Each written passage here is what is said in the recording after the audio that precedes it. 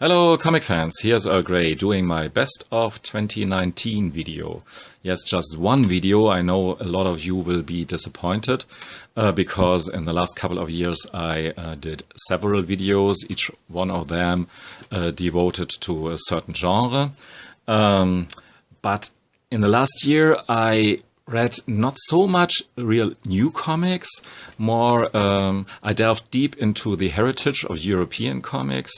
And I dipped even my toes just more than just dipping into manga and stuff like that. And a lot of books like Saga 3, Volume 3, and The Last Walking Dead, and Descender 2, and you name it. I haven't read it. Maybe I'll do a second video with my comic books that I got in the last year. The floppies, in case you wonder why Little Bird, for instance, is not included in this video right here.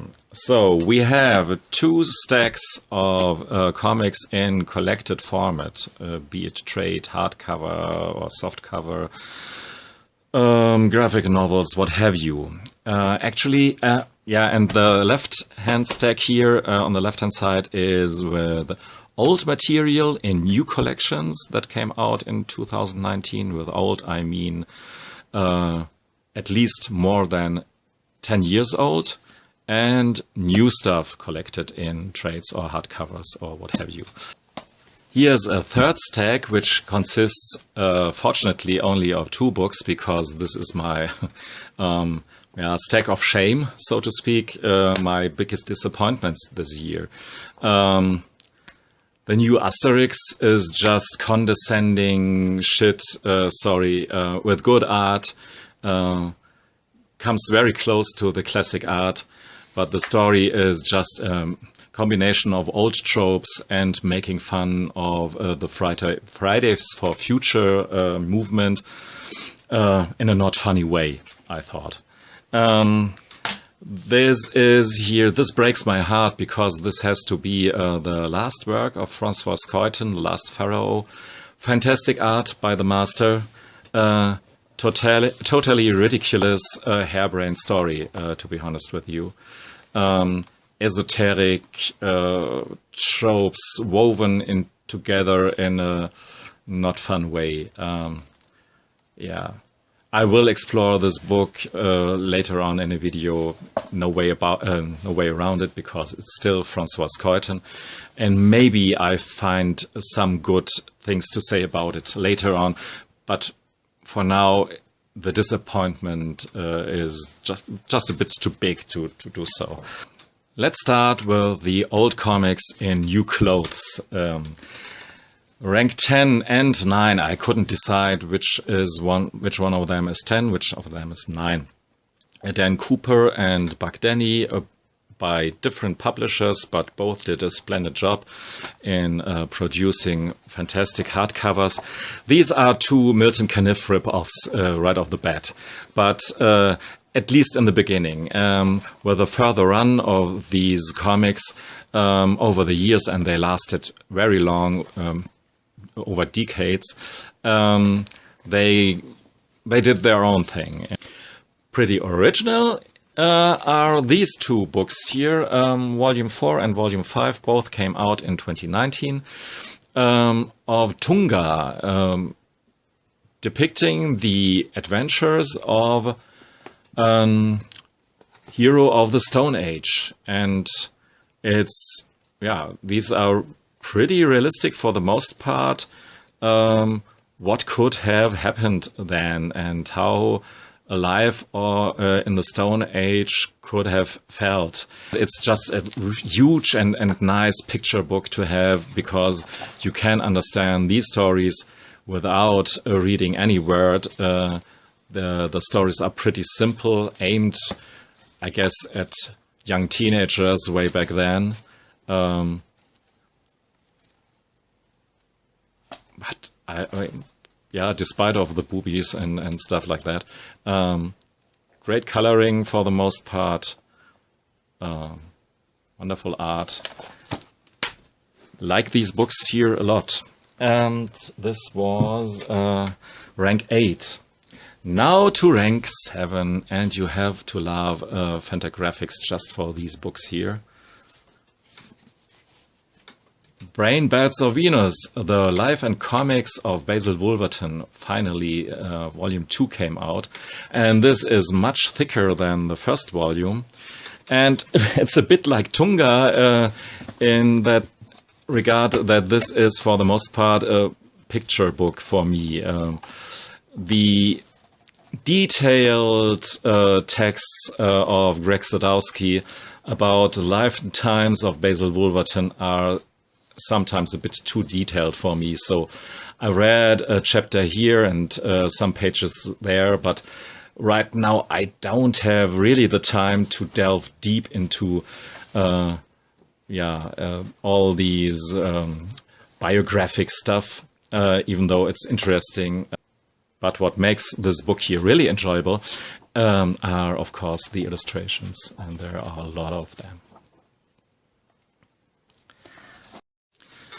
Now to rank 6 of the old comics and new trades. l.frank, a beautiful hardcover of this series. The French original was called l.frank, and this is not drawn by Jacques Martin anymore, but by Bob Demure and others.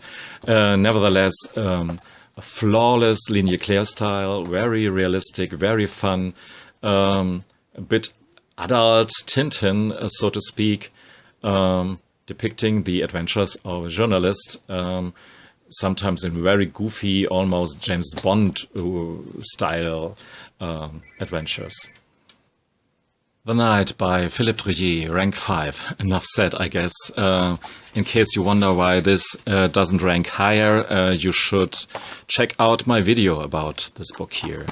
And rank 4, I've already made a video about this beautiful Arkham Asylum Absolute Edition. It's really worth your money, especially for the recoloring.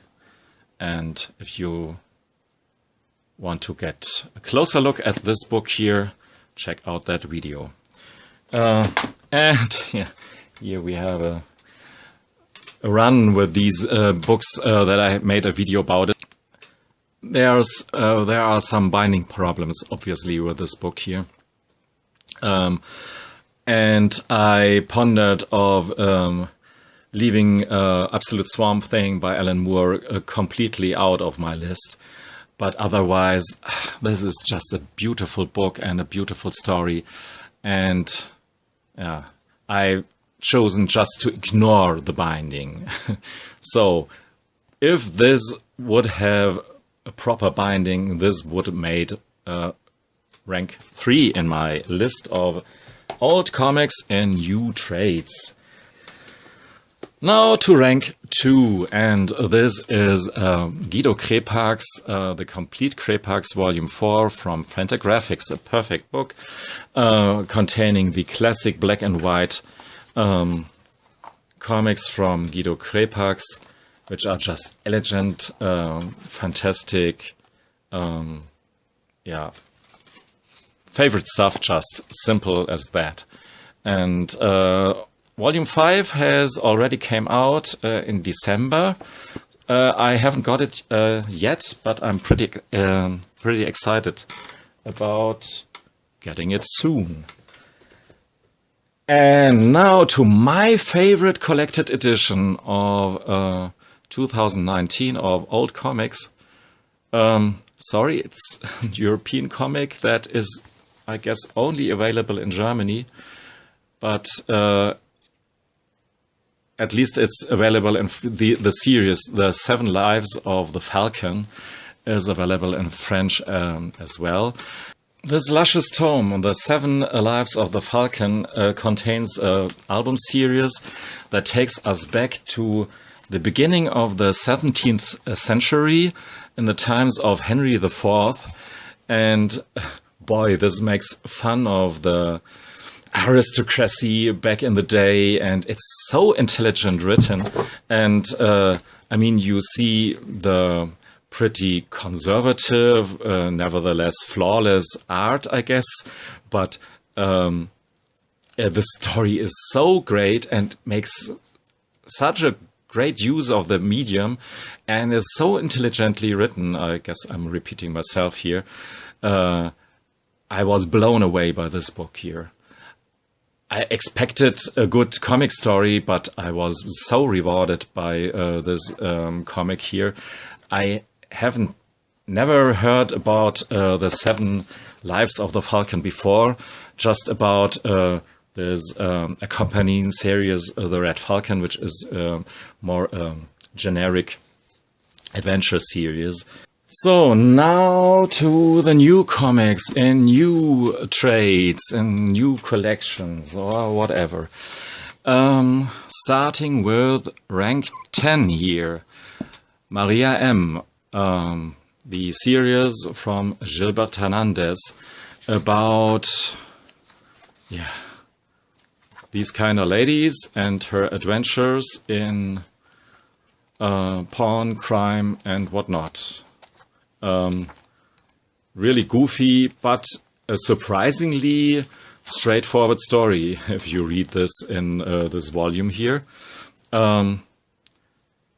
Definitely an acquired taste, so to speak, but yeah, for a Love and Rockets fan like me, a no-brainer. I already did a video about the Latvian mini press publisher, however you want to call them, Kush, and they put out regularly mini comics and these anthologies here.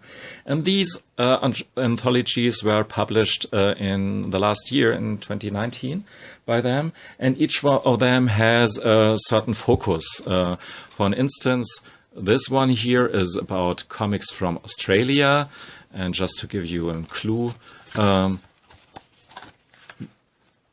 these comics are always come in very different styles and very different approaches, and showing the wide possibility, the wide range of possibilities to tell a story within just a few little pages. If you do it totally artsy-fartsy in a good way, or tell a very old-school story, it's up to you, but it has to be... It has to have this certain Kush charm, and I love these books a lot. Maybe my favorite one was the Bonkers collection here, just because I love my comics to be a bit whacked out. So, but they are all great. No way around it. This was rank 9. Rank 8 is the Umbrella Academy, the Umbrella Academy. Written by Gerard Way and Gabriel Ba, about these 2 volumes, about this group of siblings. Yeah.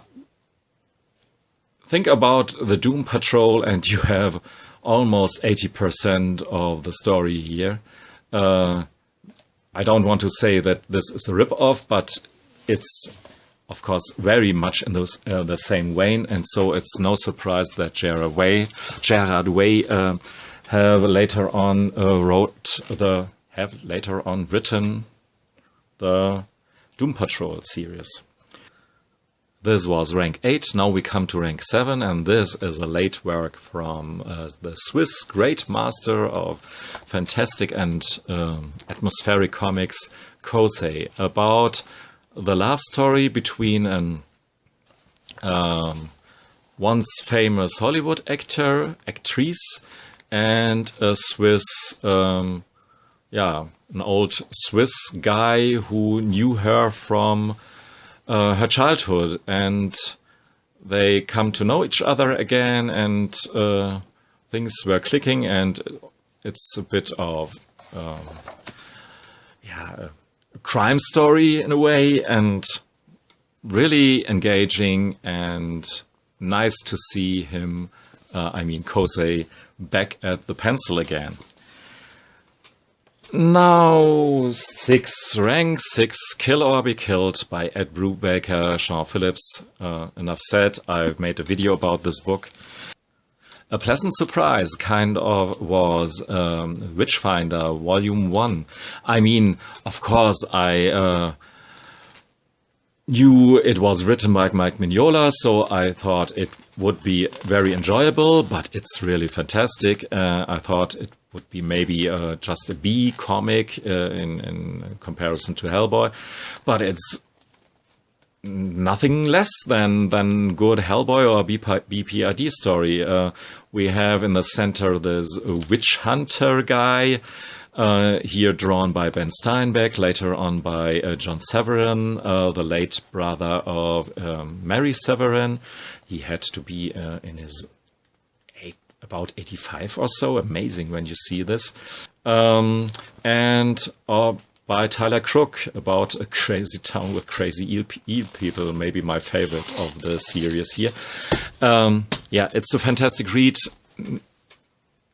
Really, really nice one. I have to do some kind of special video about that, but there are so many videos I should make that they are piling up. I totally did already a video about Harrow County, and it deserves totally rank number 4. On rank 3 and 2, we have 2 times Love and Rockets books and 2 times Jaime Hernandez books. On rank 3 is Tonta, which translates to the fool, I think, or the crazy fool somehow, but she's a really nice crazy fool, and very enthusiastic about everything she does, and she makes all the other characters even more interesting when she's there, because she interacts in a very fun way with all the other characters in the ever-growing Love and Rockets universe. And this comic here, or this series here, is so perfectly crafted, like everything Jaime Hernandez touches turns to gold. So I highly recommend this, of course. And rank 2 is This How You See Me, celebrating the celebrating the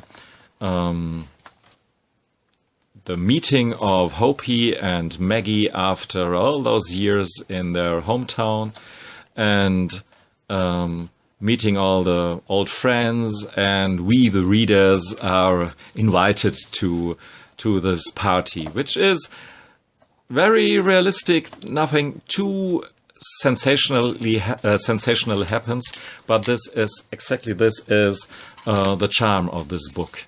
What happens with the binding here? I'm a bit paranoid right now, but nothing bad happened, I guess.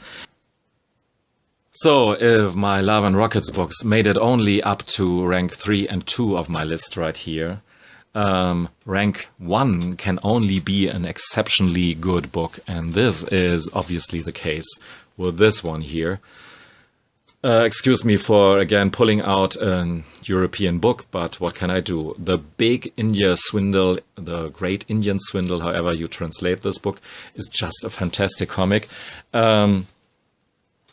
And it's done by the same guy, drawn by the same guy who gave us Black Sad. And so I think it's just a matter of time when you will have English translation as well. Maybe there's already some English translation out.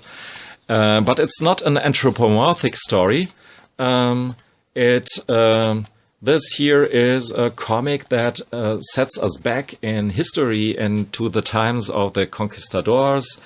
And it plays out this trope of the unreliable narrator at its best, because we get the same story in different versions and all add up into the end in a very surprising manner. This book here is so perfectly done in every way that it's not possible to sum it up.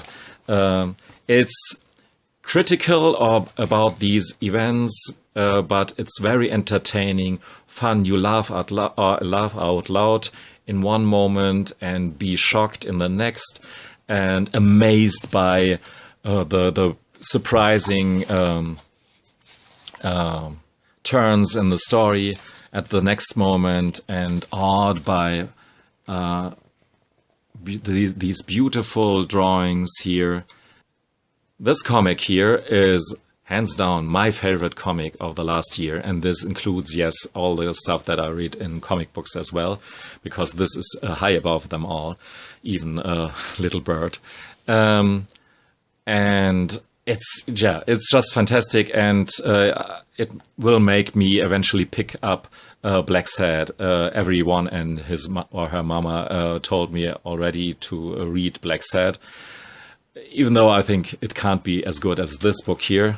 But anyhow, so this was my somehow a bit rushed overview about the last year, and hope you enjoyed it at least a bit. Thanks for listening and watching. Goodbye. And this book here is this, and rank 2 is This How You See Me, and rank 2 is